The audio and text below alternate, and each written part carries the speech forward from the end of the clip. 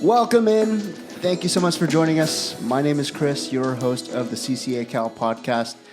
As promised, today we've got a super exciting guest, Mr. Kevin Nakada, also a CCA state board member. How are you, Kevin? Doing really good. It's a big day. Awesome. Really good to see you, man. It's good to see you. I'm excited about this. I think that a lot of people are going to get wonderful knowledge drops, and not just from me, but your future guests. So I'm excited to be. Am I your first one? Yeah, the very first one. Wow. I'm honored. Thank you. Absolutely. For sure. You're definitely one of my favorite people for sure. So, people know your name. I know, I think it was last year, maybe the year before. We were kind of famous when you famously caught that yellowtail while we were on Facebook Live. That was pretty cool. That was cool. Probably one of my favorite moments doing that series. That was awesome. It was, I think when we were talking before the podcast started, not the podcast, but the Facebook Live, we had maybe a half an hour, right? And I was saying it's starting to look better and better. And then all of a sudden I got lucky enough to see this massive school that was just like hungry and wanted to just fly out of the water for the stick bait, but it was awesome. I don't think I've ever seen you get more excited over yellowtail too. That's like it every time. On a kayak, more or less, too. Yeah. Awesome, man. Well, let's get started here. Tell us a little bit about yourself. I know, we all know you from your previous endeavor in Hobie and all that stuff, but you have some really, really exciting new stuff going on too, right? Right. So I've moved on from Hobie, and there's nothing bad. I was just I wanted to do something different. I did guiding I still technically have the business, but I did that for 11 years and Sea Samurai, and so I did the guiding on the kayak for a while, worked for Hobie for 9 years. It was a great experience in the corporate life. I can't really say anything bad about it. Corporate definitely is interesting though, where you have to balance out priorities and budgets, and you have to make sure that you're keeping people happy. And certainly, being my own business owner, I had to pull back a little bit myself to make sure I was playing nice. But had a great time working for Morgan over there in Howie. And they're still there, and they're going to do great things. And they build amazing products. I can't say enough about a Hobie kayak. I still fish off of it, and I fished off of it for many years. But now I'm repping. I'm an independent sales rep. I have product lines. I have Savage Gear, which is that was a very big blessing in my life, because I was like, what am I going to do? And they came up with the position in this area, and I was like, all right, I'll do it. And I have a huge passion for their products. I know the person that designs the product. So I was like, this is going to work out, no question. I already fished the product. And then as of today, as of this podcast, I have 2 more product lines. I have War Baits, which I'm really excited about working with Afrin. He's been a really good friend of mine for since I started guiding. So him and I were doing fishing missions a long, long time ago, and we've always kept in touch, and we've always talked about fishing strategies. And the opportunity came up to us this morning. So I took on that role, and that's official. Definitely going to be in shops visiting and getting people excited about War Baits, and it doesn't really take much because the product speaks for itself. But then I have Submission Fishing Co., which is an up-and-coming slow-pitch jigging company. Hamuto is his name, and he's super proactive, and he's just a very good fisherman. He started basically slow-pitch fishing for spotties and took that and just ran away with it and makes product now, makes slow pitch jigs. So can't wait to get a local guy with a brand new technique, a lot of eyes on his product. So from there, wherever it goes next, I'm sure whenever I'm back on, I'll give you another update, but that's as of January 2022. Dude, you're going to be busy. I think so. You're going to be super, super busy. And fishing still. Oh, so, that's the most important part. Still fishing. Yeah, exactly. More time to fish, actually, with repping. You'd be surprised. Really? Yes. Because now I have an incentive to go and fish the product. I got to go make people believe in it and believe in it myself. So I've been big bait fishing like hard the last couple months. That actually brings up my next point. I know I've been following you for a while on social media, on Instagram and all that stuff. And we've been friends too.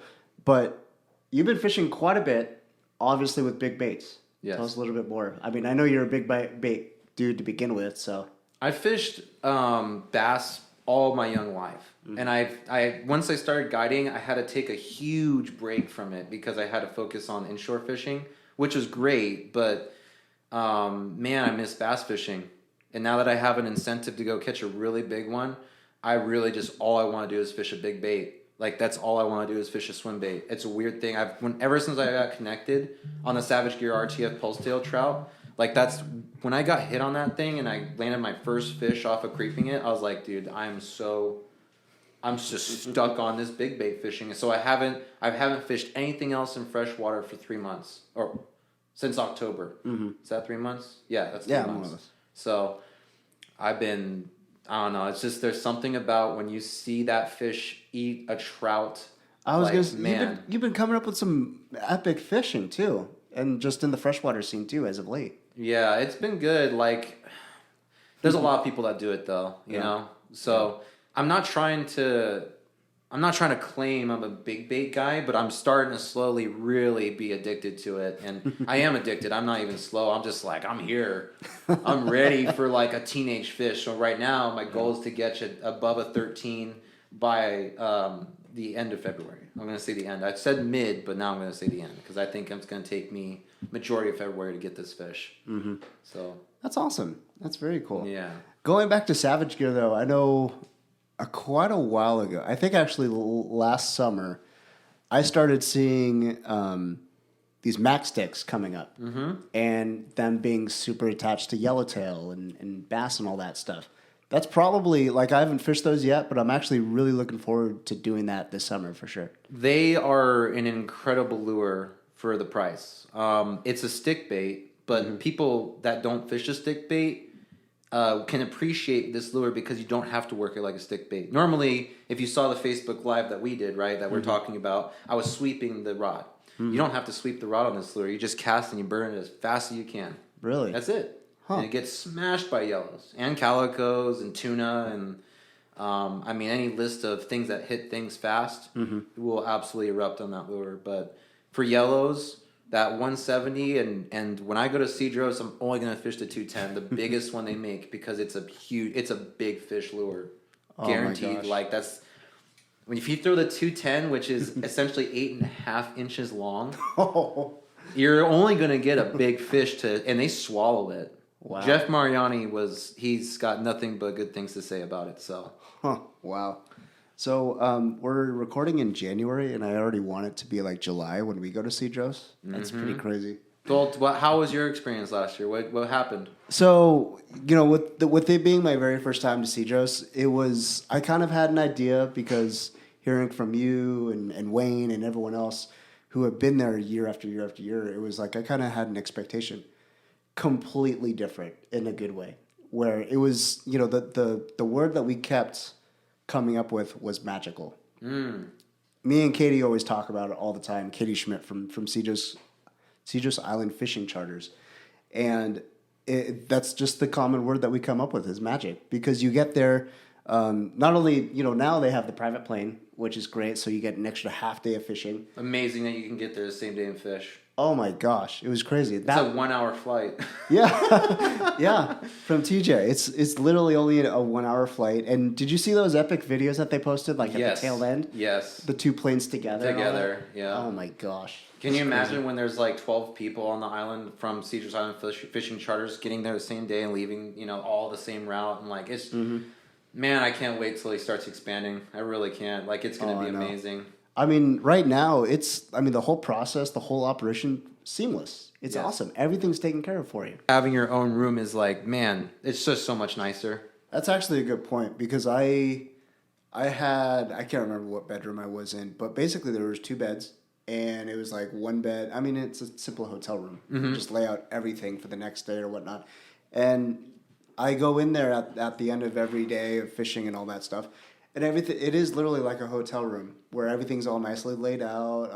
You know, the 2 ladies that he has at the place, unbelievable food as well. Yes, the food there. Oh man, if you want real Mexican food, they make I used to make special requests for birria with real chivo. This is the goat.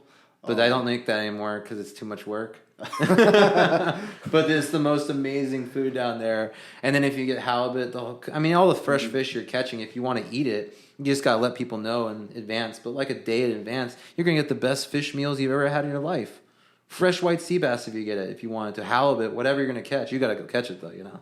The chicken mole, man. Oh, that's yeah. my gym. That is Lulu's my gym. special. Oh yeah. Yeah, that's her specialty. Oh, and the Jamaica juice. Oh yeah. Can't forget about that. Yeah, so there was 2 kids that came on our trip, my trip last year, and they were just all over that. The Jamaica. I think she even made horchata one night, but it was just insane. Oh. So, agua frescas, man. You can't beat that. Come on, July. Come on. Might have to do it sooner. Jeff's catching them right now.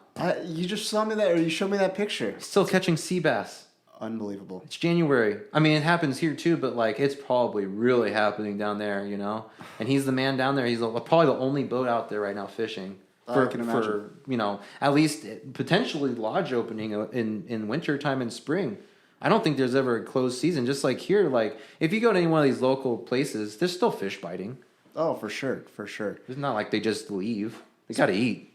Speaking of the fish, I might as well ask you now, baits. I know you're huge into swim baits. You're huge into baits in general. What do you, not to try to pry any secrets out, but when you're going down there, for all those that are either going there for the first time or going there again, what do you take down there? So if it depends on what your target is. So if you're going after your biggest calico, I'd say you could probably have multiple agendas, by the way, but let's just say for people that are calico junkies. I'm not so much one, right, but I'll do it, and I like it. I'm more of a yellowtail guy. But if I'm going to go down there, I would just bring the biggest things you've got. That's just it. Like, bring the biggest lures you've got. I know it's a lot to ask people to fish, let's just say a 10-inch swim bait, which I think is still small for a calico. I do. I think that's tiny.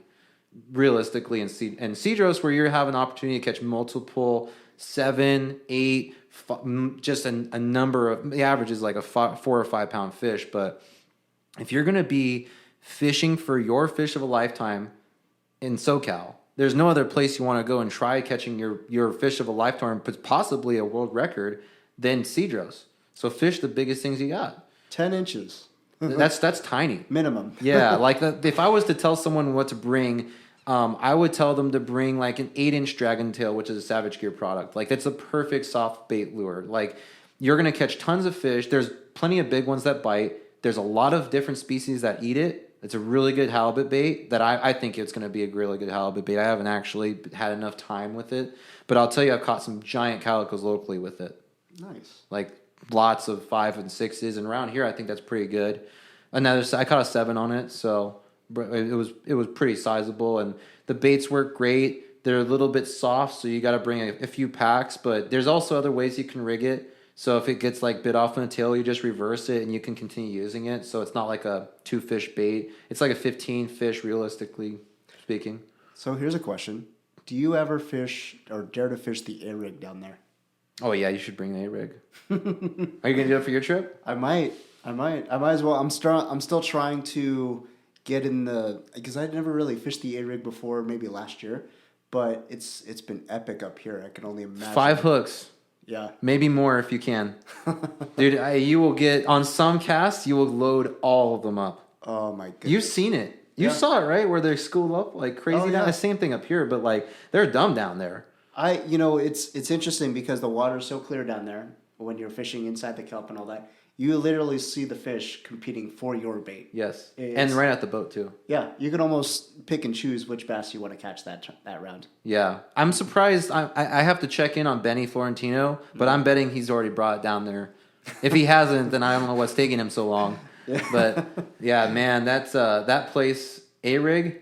If you're going to bring an A-rig, just come with all big baits on the A-rig and bring a rod that can actually handle it. The 10-inch baits. Yeah, all 10-inch baits. Maybe a couple 8s just to kind of balance it out. But. Yeah. Oh, my goodness. Yeah. Well, what about yellowtail? I know that's your favorite. Max stick. Yes. The Savage Gear Max stick, it is, if you want a really big yellow and you want a really fun way, it's all sight fishing and surface fishing, right? You just fish the biggest max stick that they make, which is a 210. It's an 8.5-inch bait. It weighs a lot. Like I think it weighs 4 ounces or something like that. It's like throwing a big swim bait. But throw that bait all trip. A lot of people get discouraged. They go back to their confidence lure, and then you never fish it. You should, when Jeff, I'm assuming he's going to be on a show at some point. When Jeff Marini comes on a show and tells you about the size of the fish he's landed on the max stick, you're going to want to bring a 210 or at least 5, because you'll get broken off on some big ones. You'll lose a lot of big fish. I'm going to put in my order right now. 210, blue and green. That's it. You don't need any other colors. If you want to just... He says the blue gets bit by bigger fish, and he's had some good experience down there. I fished the blue. I would say the same thing, but the green is, for me up here, for some reason, the green is just my favorite. The 170 is pretty good. If you want like a 40-pound yellowtail on up, you don't throw anything smaller than a 210. Like they don't make anything bigger than a 210 yet, but that's a good bait. So your key basically is the bigger the bait, the bigger the fish. It's the same concept in any body of water. Mm-hmm. You could be fishing for bluefin tuna, and maybe not so much, right? Because they eat tiny bait too. But if you want the biggest fish, you're gonna fish a big bait. A flying fish, when you're putting it on the surface of the water, eliminates a lot of 40-pound fish. It may not always. It sometimes gets bit by them. But the chances of you getting a 40-pounder on a flying fish becomes a lot more small versus a 100-pound fish that wants to eat a flying fish. That's a 16-inch lure or bait, not including the wingspan. So it's the same concept in every fishery and every kind of fish. Largemouth is a perfect example, but calicos are the same. I'm sure if you've ever checked a calico stomach, from time to time, I don't know if you keep them or not, but every now and then, you'll see sardines in there, but you'll see Spanish Max, and you'll see greenbacks in there, and they're not afraid to eat a big fish. They'll eat a big bait, no problem. Yeah, that's true. I mean, I've seen it down at Cedros, down Point Loma, wherever, where, like I said, they're competing for it doesn't really matter how big the bait is. They just want to get it. Mm-hmm. Just want to go after it. And that's remarkable. If you're in the perspective of a fish, when you're in the water and you're looking at the food around you, if you have the opportunity to catch a big fish or big meal one time versus 4 meals in a day or a week, what are you going to pick? Even if you had to try just to see if you could do it, wouldn't you want to do it? Yeah, it's true. There's no reason they wouldn't want to try. But you're trying to eliminate small fish is the whole point. You don't want to keep catching small fish. Because if you're trying to catch an 8-pound calico and you're weeding through 4 and 5 pounders all day, the likelihood that you've passed your bait by a big fish and only gained the attention of that one fish has dramatically dropped because you're getting all the attention of the small fish using a small lure. So that's why big bait guys in freshwater only throw a big bait. It's because they're trying to get one fish to look at their lure, not about 52 pounders. They're trying to get one 10-plus pound fish to look at that lure. That's actually interesting that you say that. So the last, I'd say probably 2 years or so, me personally, I grew up fishing bait and all that stuff, live bait, sardines, anchovies, you name it. I've actually switched to almost exclusive artificials. Mm-hmm. The jigs, the surface iron. Why? Well, it's not so much that I want to catch a lot of fish. It's more about, it's kind of like what you were saying, trophy hunting. Going after the bigger fish, the bigger stuff, and trying to really kind of refine a skill set, if that makes sense, where it's like, okay, I've got live bait down, I've got the swim bait down, let's go after the surface iron, let's go after the hard baits. I love fishing hard baits. And that's kind of, I kind of see the correlation between that and you, where, you're fishing the big baits, where you're going after the big fish only. What would you say? You mean you're talking to a crowd that's been generationally raised on live bait fishing, yeah, and we have easy access to going to grabbing a scoop of bait, mm-hmm. and it's fresh, and it's not always the best, but it can be really amazing bait, right? And it's an instant bite if you get on the right thing. I think that me personally, and maybe you too, I think the challenge is what makes it more fun. Yeah. I think that because you're having to use your skills and you have to think about things differently and you have to use a different approach, even the positioning of your boat, it becomes you have to really think about how you want to run this bait by fish. I think all that makes it more entertaining versus a live bait fishery. I think you can catch plenty of fish on live bait, and you probably will catch more on artificials. There's no doubt. Maybe you'll catch bigger ones on artificials. Who knows? But I do know that when I catch a big fish on an artificial, I talk about that fish more than I talk about a live bait fish for a long time. That's true. That's just me. That's true. So I go, yeah, I've caught this giant fish off of a artificial. You know, I can't tell you how many. I've caught a lot of squid fish. I've caught a lot of live bait mackerel fish, and I can't remember all of them compared to like that one, stick bait fish or that one, yo-yo fish. Even like I remember my personal best to this day. It was on a Luna jig, a 4.5 ounce. They had this like little window of like making a mega bait version. I don't know if you remember that. It was like a 1 year thing. Anyways, that was like that for me. That's my personal best in the Hoya. It was 43, and it was off of this jig, and I can remember it. And I've caught a few 40s since then, but nothing above that. But that was memorable to me, and it was on a artificial. You're actually right. Where for me over the last 2 years, when I started fishing almost exclusive bait or artificials, I remember almost every surface iron yellowtail I've caught. Right. Whether it's Clementi, Cedros, whatever. And that is true. Where not saying that those are more memorable and all that stuff, but it took some work. Fishing jigs takes work for sure. Takes work, and I think that it's gratifying. Yeah. I think you feel like I know it sounds weird, but you feel elite. You feel like you've got an edge. Yeah. And I don't think it's wrong for people to feel a little bit more confident because of that. I think that's what separates a lot of anglers is they get that edge. So the thing that came to mind is, you almost, if you go on a sport boat nowadays, you see, I'd say probably 60 to 70% of the boat is always at the stern fishing bait. And then you've got those handful. That's light, dude. Yeah. You're talking 90%. Okay. Let's talk 90%. 40. Let's just do the math really quick. 40% or 40 people, right? Or let's say 45, or 50, whatever. 45. 40 people are going to be on the stern, fishing bait, and there's going to be 5 max throwing off the bow, and they won't be throwing all day. Yeah, depending on the group too. Yep. I've been on boats where I was literally the only one all day on the bow. On the bow. Just basically, and everyone would come up to me whenever we're in the galley. Throwing artificial, though. Because you'd still be on the bow and throwing live bait, and you'd still be picking off fish a little bit differently. But yeah, exactly. But it's absolutely true. And I think that's kind of more or less what I get into it, where it's like I can get in the zone and fish the way I want to fish and try and go after those trophies. I may not get, a limit or anything like that for the trip. But, I mean, if I catch that one fish on the surface iron that I've been going after, then that's kind of gratifying for me. Yeah, I think that people's perspective on artificials is jaded because they haven't had good luck. And they only give it like an hour. Maybe that would be a lot, I think. Maybe 3 casts.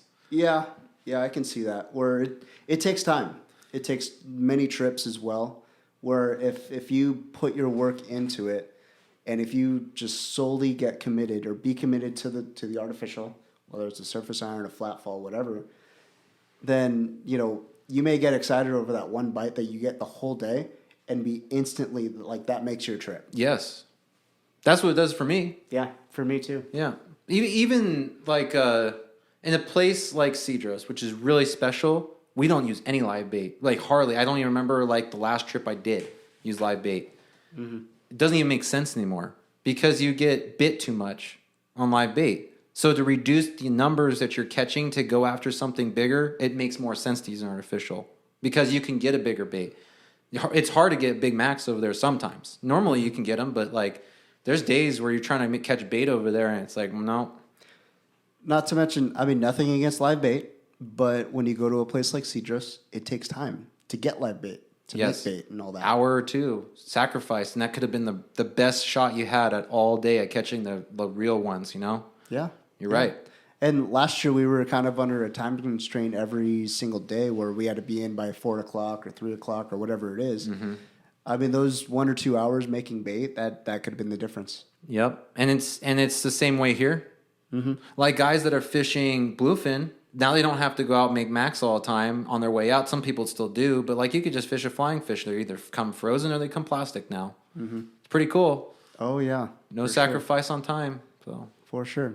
Well, putting a pin on Cedros, Kevin, I kind of want to know. You kind of alluded to your PB a little bit earlier, but what are some of the most memorable fishing stories? Fish that you've actually caught, artificial live bait, whatever. But what are some of your personal bests?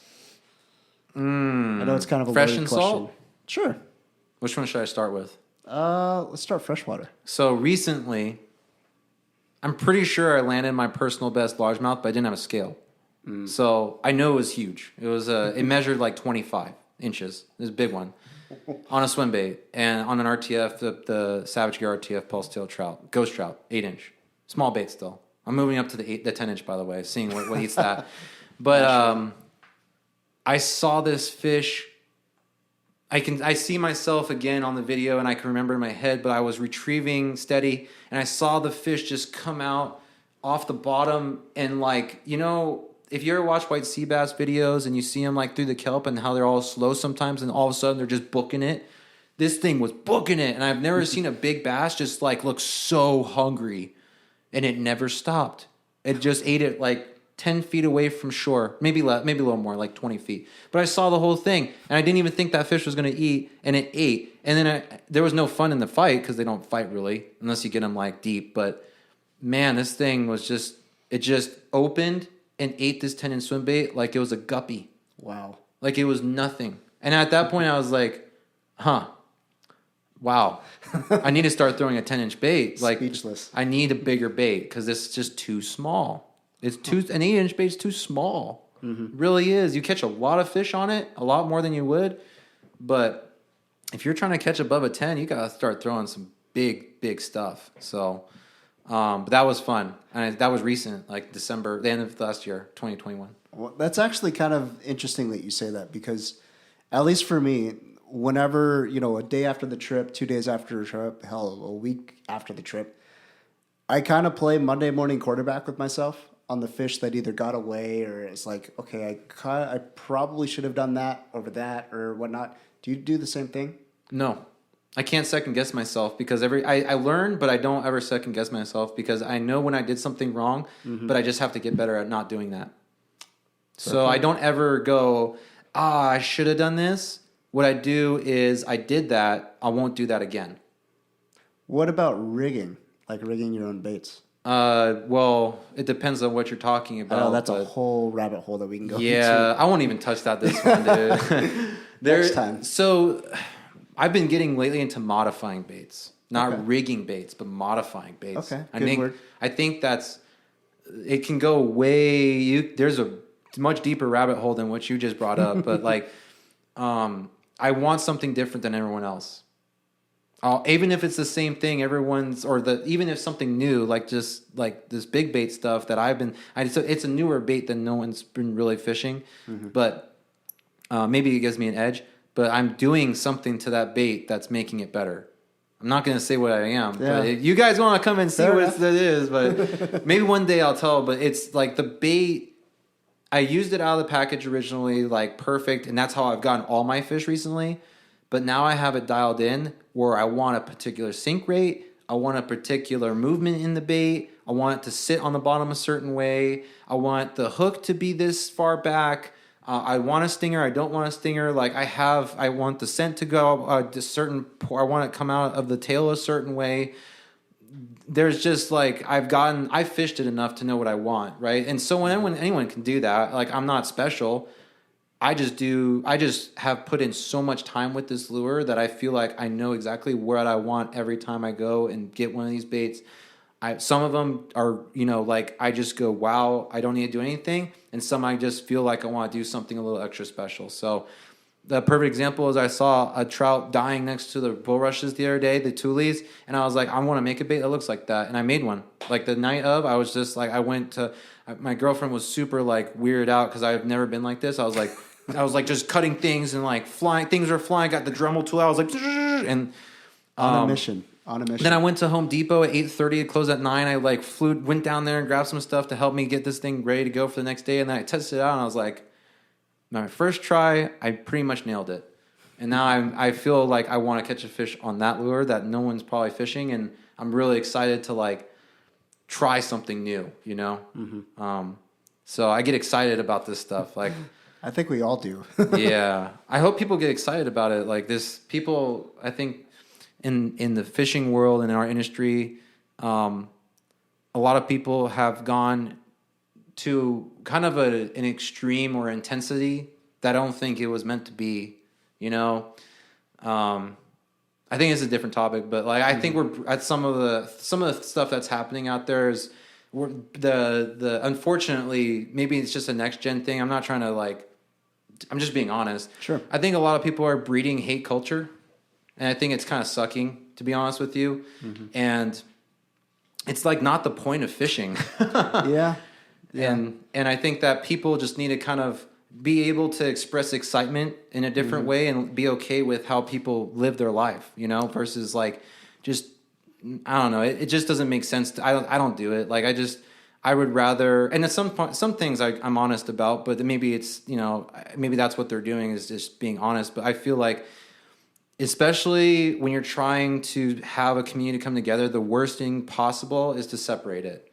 And I think hate culture is doing that. Unfortunately, a lot of these young kids are being raised, coming up and being like, you know, if you're not using this, you suck, right? Or if you're not buying this, you're no good. And I think that's totally wrong. Like, there's a bunch of kids that can't even afford half the things like in the swim bait world. They're $200, $500, $800 things that you can buy, and some kids can't afford that. It's just the bottom line. They're going to spend their entire monthly allowance from their parents if they even get that. Fishing's a treat, you know. Mm-hmm. Some kids need to have like a $5 bait and have fun and not get, you know, not feel like they're part of a lesser crowd. You know, especially with 2020, what happened there and all that, with the increase in license sales and all that, and just really kind of the boost the whole industry, the fishing community got from that, where we find a whole lot of new anglers. I think what you said right there is super, super important, where, you know, the word inclusive gets brought up, where we're super inclusive because you can be anyone and still go fishing. Right. Absolutely. You don't need to have a skill set. You don't need to do anything. You really don't even have to have that much money or anything like that and still go fishing and enjoy yourself. Absolutely. It can't be an elitist thing, you know? Yeah. It can't be like golfing or anything like that. Even that has its own culture, right? But maybe that's not a good example. But you see what I'm saying? Like there can't be a price divide based on your elitism in the community. It can't be how it goes. It's just there has to be a reason why you want to be part of it, and you should go with it, and you shouldn't hate on other people for choosing however they want to live their life and experience things they want to, especially in the fishing community where it's so small. Mm-hmm. Like we were in the industry, you know? Yeah. We know so many people that I would consider my family. Like I can call them, I talk to them every day, whatever.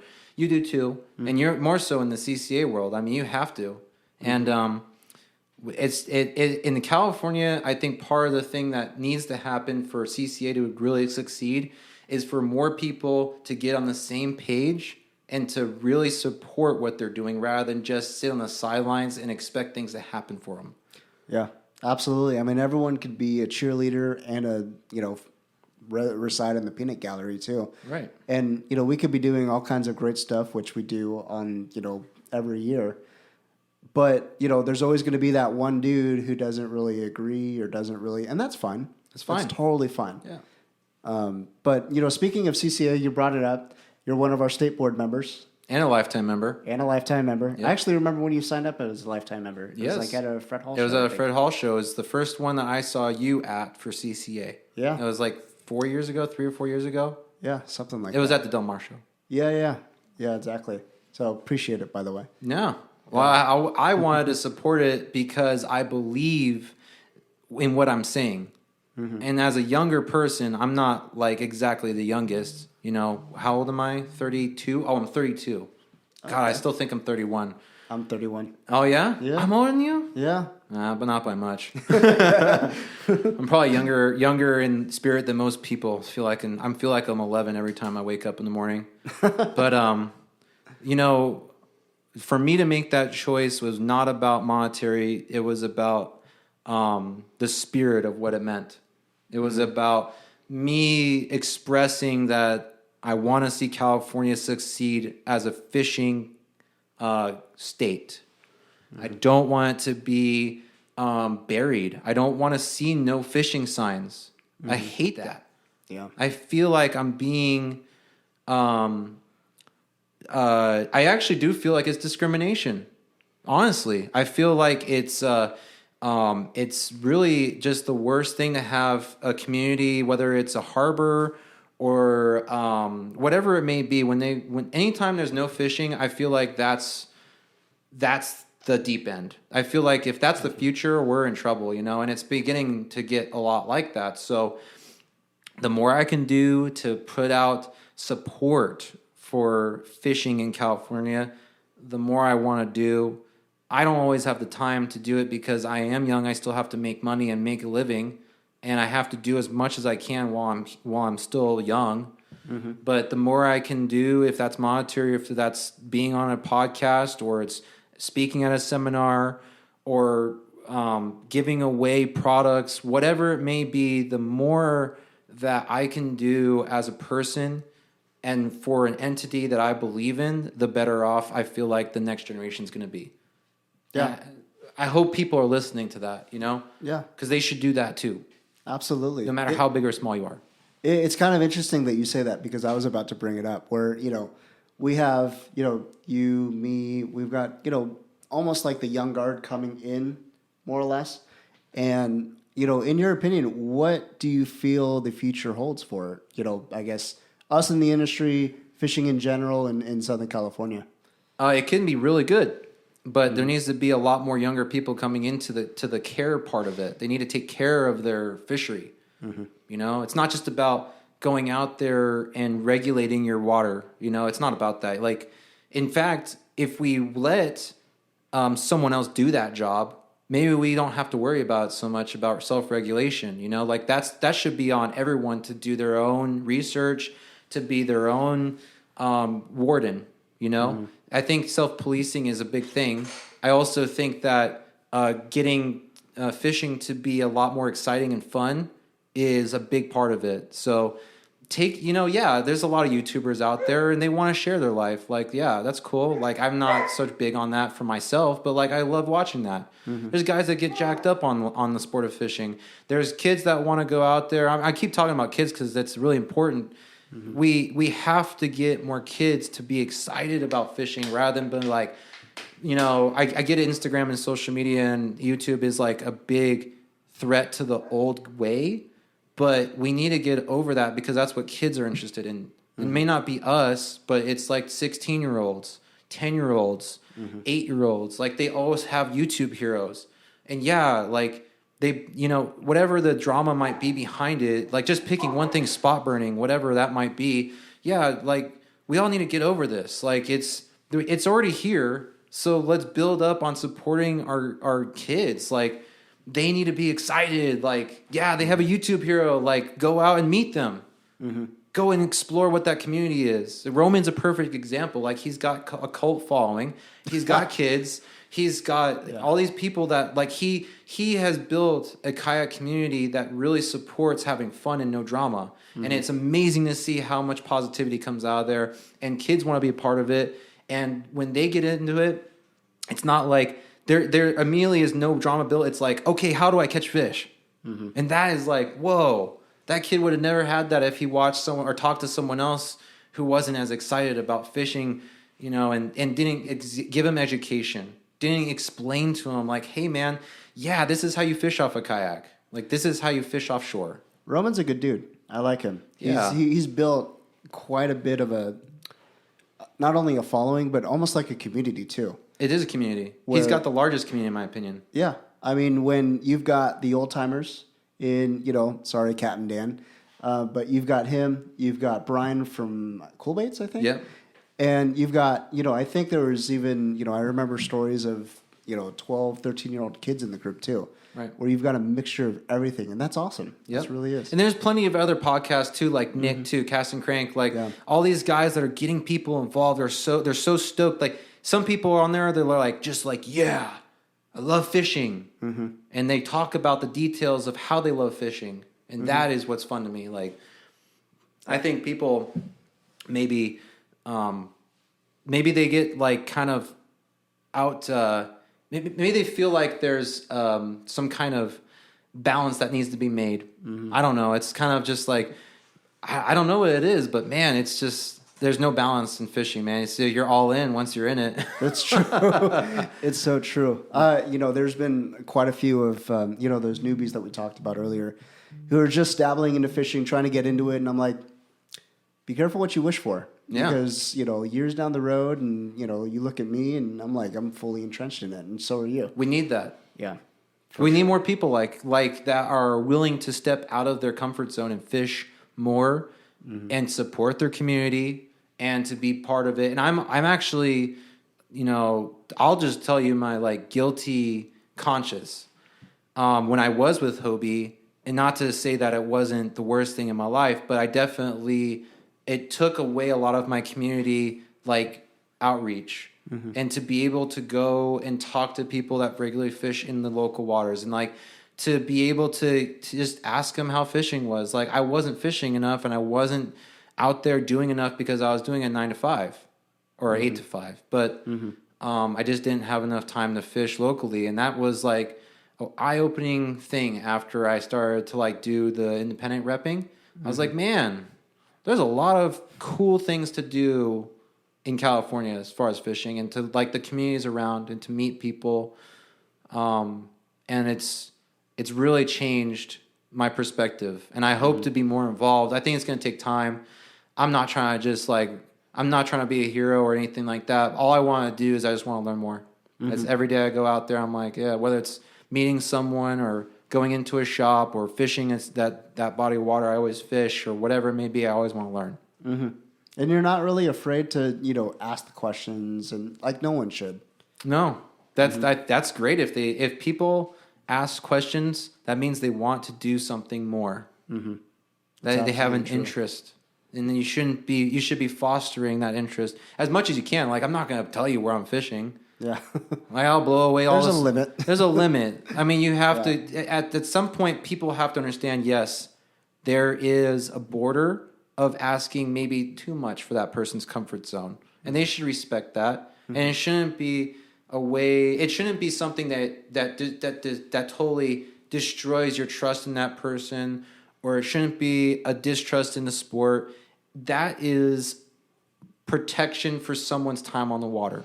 That their investment in their time, their investment in discovery, time is money.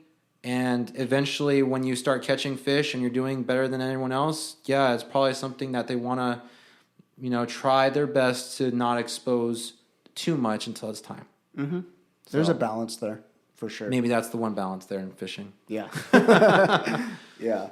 Well, to kind of give credit where credit's due, the young people that I come across nowadays, especially when it comes to the groms, the guys, I forget what the term is that used, but the guys who go pound the docks, who go fish the bays and all that stuff, especially when it comes to the bass fishery. There's Mr. Greg Garfinkel, who picked up that brand Slow to Gross to Let Them Go just in the last year or so, which developed that whole Coastal Social tournament that we have in April and September with AFCO. I think nowadays you see, at least for me, my perspective, you see a lot of the groms actually respecting the bass and really not keeping anything, not really harvesting. They're going out for the fun of catching bass, like what we all do. Right. Which is awesome. They care about their fishery. It's a totally new thing. It's a great example of that, for sure. It is new. Not a lot of people understood that taking out 5 fish, limits every day eventually might damage the fishery. You have to kind of, and honestly, self-policing, going back to that, was there was this sheephead threat. I think we're still in it, really. Always. I don't think there's never a threat of a fish getting, a fishery getting moratoriums or limitations or extensions on seasons or whatever it might be. There's never not a threat of that, and people should be wary of that. We live in a state that's a little bit more self-conscious about that, and wants to make sure that there is a future. I don't think it's not. I think there's definitely a bit of a overstepping the bounds. I think a lot of people need to speak up about it for sure. But that was great to see everyone kind of go, hey, maybe we should slow down a little bit. Yeah. Maybe we shouldn't constantly post about the sheephead that we're catching. Maybe we shouldn't be catching and keeping this many every day. I think that was great. And I hope that the people that are watching, the people that make a difference, like the DFG,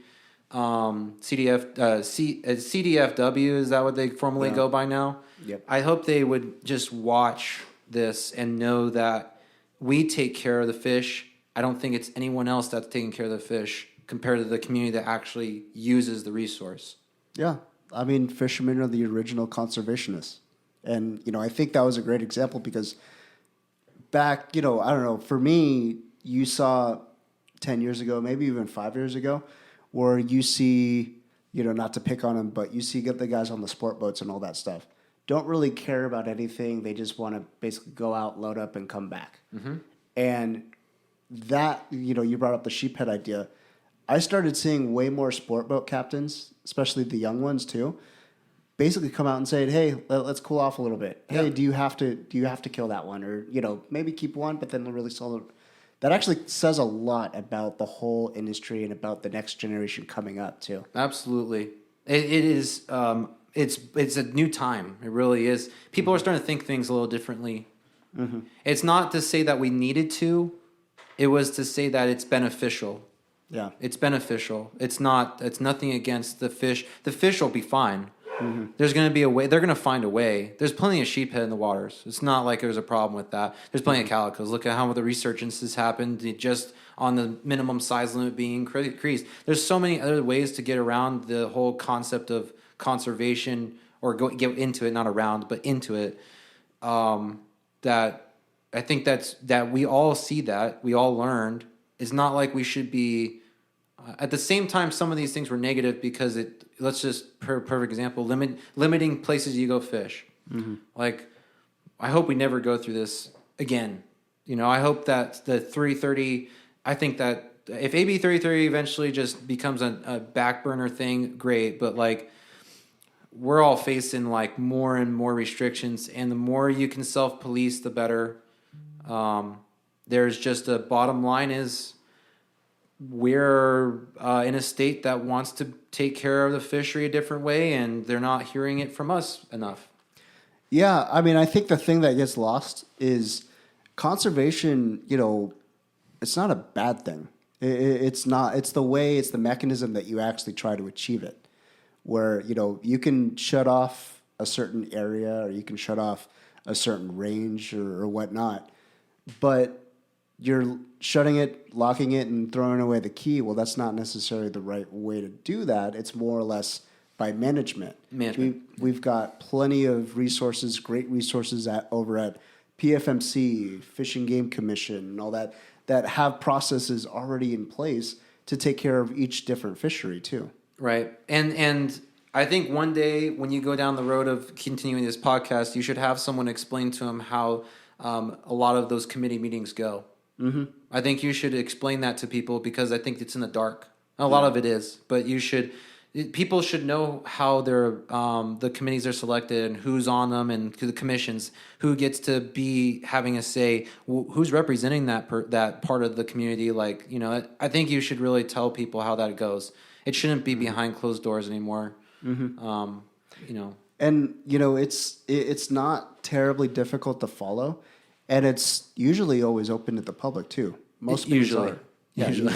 Yeah, I say usually. Yeah.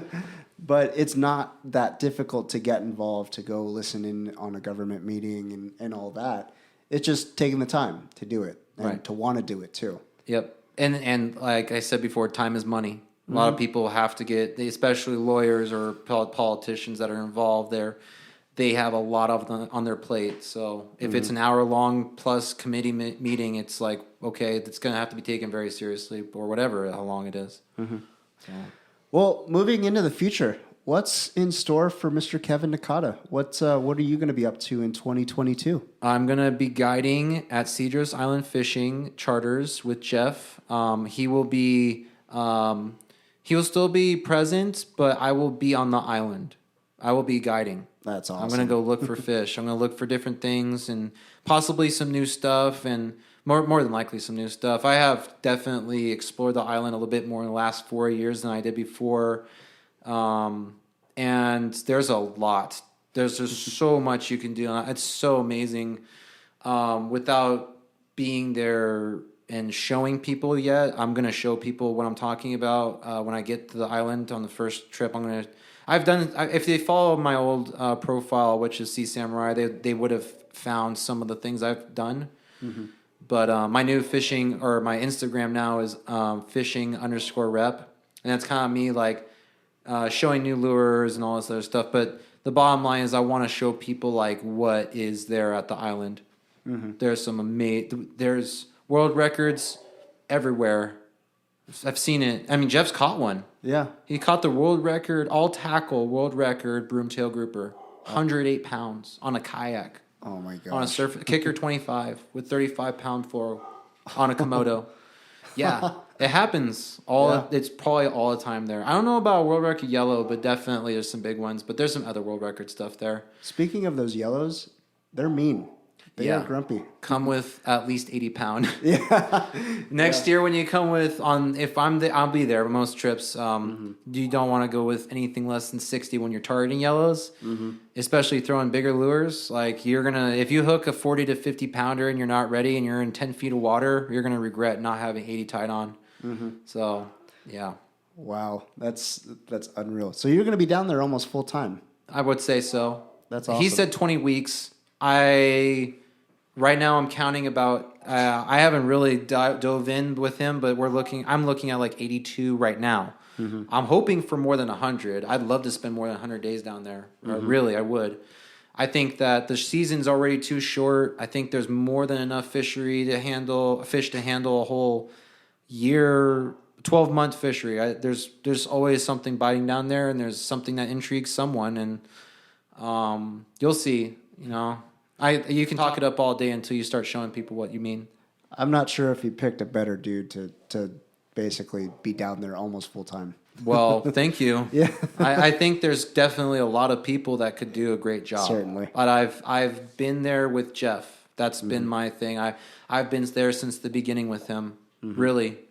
So. I mean, I went down there for the first time last year and got to fish with Jeff for one day. The dude's a savage. Yeah. There's really no other way of putting it. The dude is a savage. He's fishing every minute of every second of the whole day you're fishing down there and making sure you're on fish, obviously. But there's so much fish down there.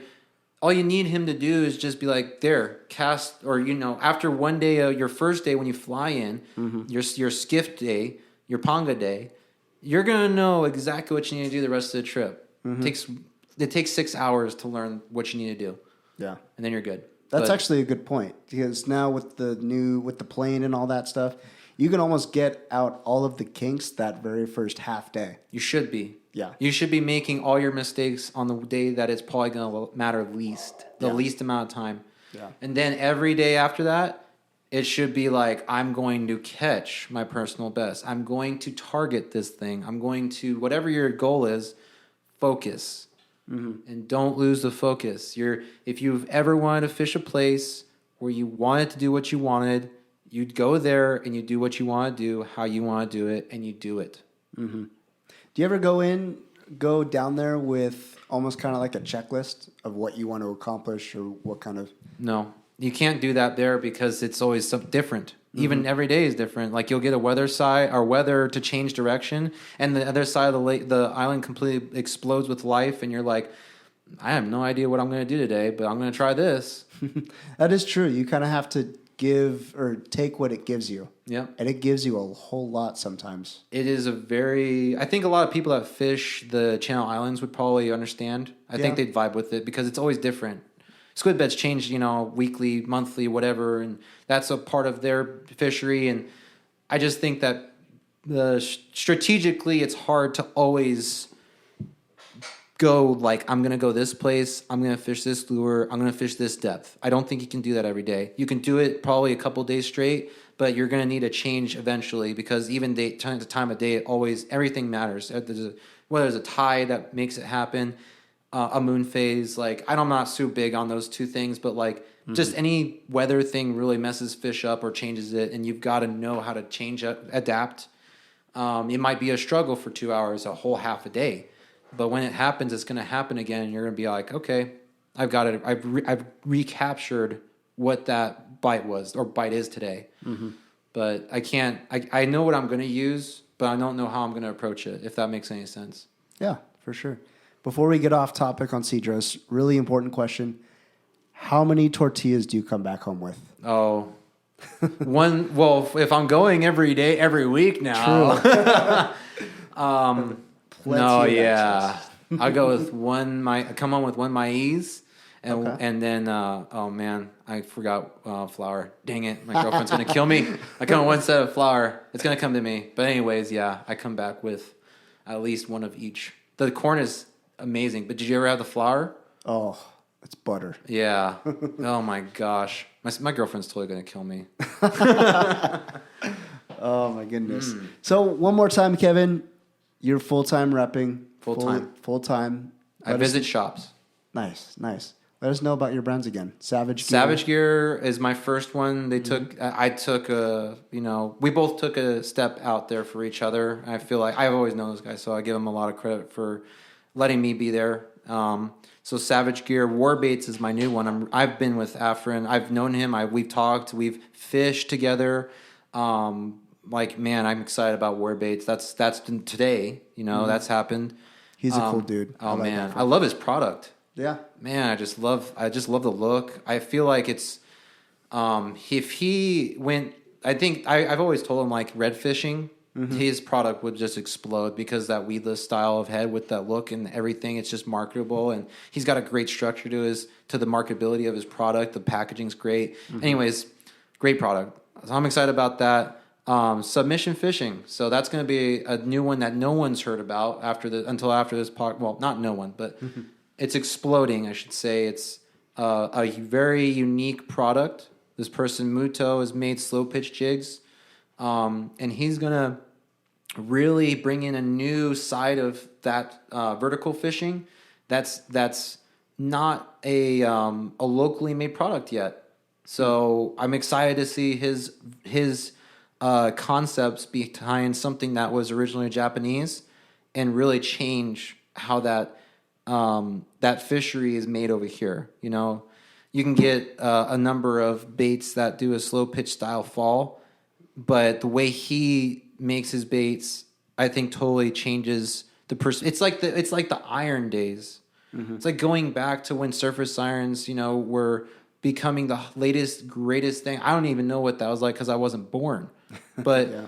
I can only imagine what that rush to that is like, and I think we're reliving that with so many different products over here. And another one that's going to be up and coming are these giant bluefin jigs. Like, everyone's stuck on this one style of thing, but like how the fish eat a lot of other things than just a glow in the dark piece of lead.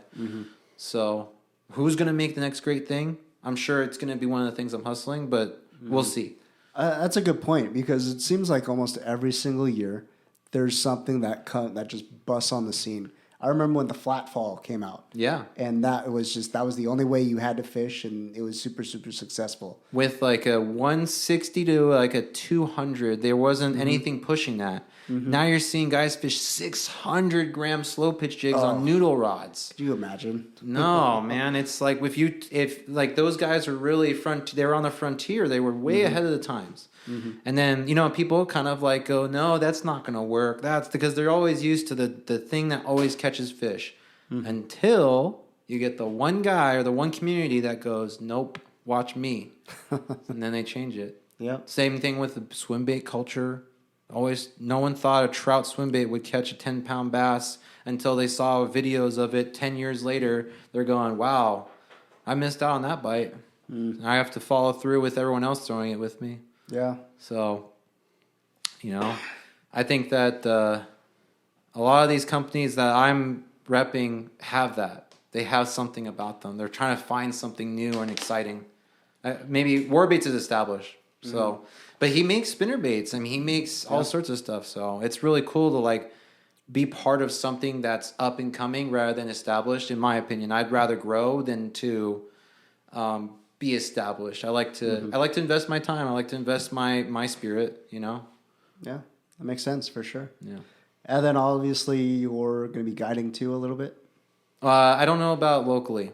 Okay. I think I've been dodging this in my head very long, whether I'm going to continue to even offer that website, whether I'm going to do, and at this point, I might as well just be like, I don't have enough time, right?